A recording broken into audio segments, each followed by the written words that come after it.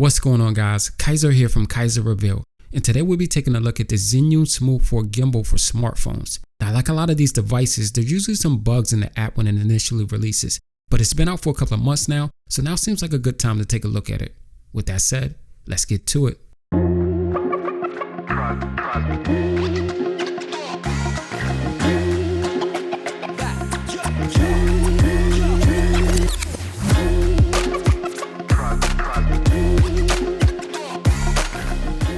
Inside the box, you get this foam carrying case, similar to the one that DJI uses with the Phantom 4. Now, this case is okay for general storage, but when it comes to traveling, I'm really not too fond of them. Inside the case, you'll find a USB Type-C cable for charging the device, a tripod, and a 3-axis handheld gimbal.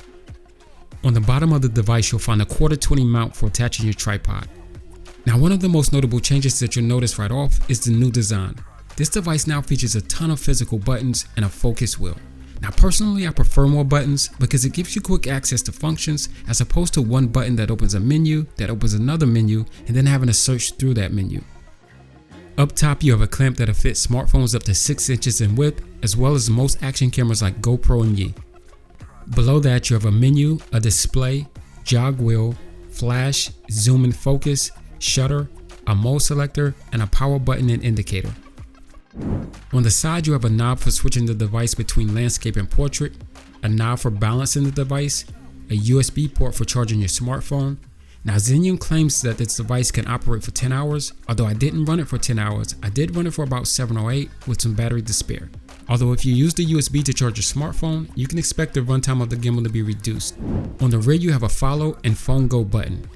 And on the other side, you have a USB-C port for charging your device. To get started, you'll want to download the ZY Play app.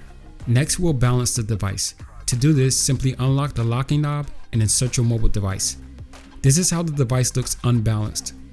To balance it, simply extend or retract the balancing arm. Once balanced, you want to lock the locking knob. From here, simply long press the power button and you're good to go. Pressing the display button will display your exposure, shutter speed, ISO, and white balance. The menu button will give you access to all of the features and settings. The shutter button will take a photo. The record button will start and stop recording. Pressing down on the jog wheel will bring up the photo and video library. Pressing left on the jog wheel will switch between cameras. Pressing up on the jog wheel will allow you to change your resolution. Now, on iOS devices, you can shoot up to 4K at 60 frames per second. However, you don't have the option to shoot higher than 60 frames per second, so if you have a device that shoots true slow-mo, you'll have to shoot that outside of the app. Now, like a lot of gimbals that I've used, this app also has compatibility issues with Android devices. Now, pretty much all of the functions of this gimbal work, but the major problem is that you can only shoot as high as 1080p at 30 frames per second.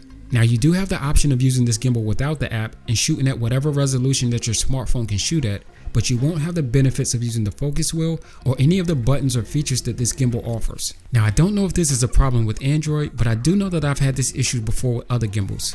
Now, this has always been a problem, but I think it's an even bigger problem for this gimbal because this is a feature-rich device and it's been advertised as such. So if your smartphone can't take advantage of these features, then that's a pretty big deal.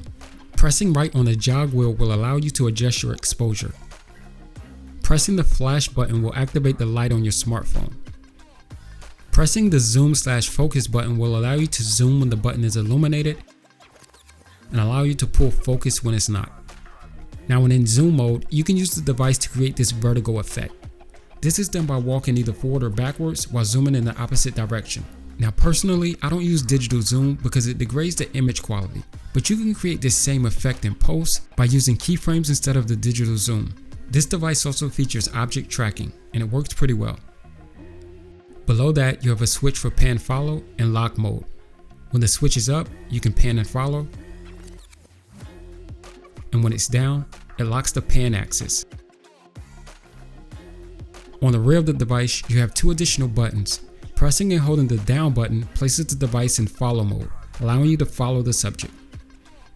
Double tapping the same button restores the device back to its default position. Pressing and holding the top button places the device in phone go mode. This allows the gimbal to perform quick movements, which can come in handy if you're tracking fast moving objects.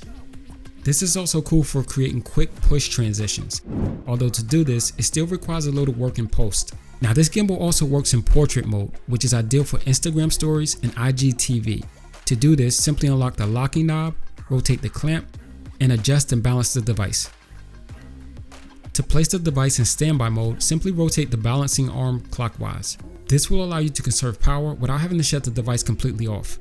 Alright, so here's some footage that I shot while using the device. Now for the most part, most of the gimbals that I've used do a good job balancing on the horizontal axis. It's usually the vertical movement that requires you to walk a bit gingerly in order to reduce bobbing. However, this gimbal does a good job. Now it's not perfect and I've yet to find one that is, but it's definitely one of the better ones that I've used. Alright, so now on to my opinion of this device. Now if you're an iPhone user, the only con that I have is the inability to shoot true slow-mo in app. Other than that, the gimbal itself works well, the focus wheel is incredibly smooth, and having all of these dedicated buttons makes changing the settings so much easier. Now if you're an Android user and you shoot 4K, then this gimbal is basically the same as every other one. Because shooting 4K means that you won't be able to use the app, and without the app you can't take advantage of any of the features. Now in my experience, this isn't specific to this device. I've had this same problem with other gimbals. However, Zhiyun has acknowledged this and stated that they're in negotiations with Android phone manufacturers. Now how soon or if this will be resolved, that's another story. But anyway, that's my review of the Smooth 4, but I'm interested to know what you guys think, so leave a comment below and I'll leave a link in the description just in case you guys want to check this device out. And as always, if you guys enjoy this content, be sure to hit that like button and definitely subscribe. So until next time, peace.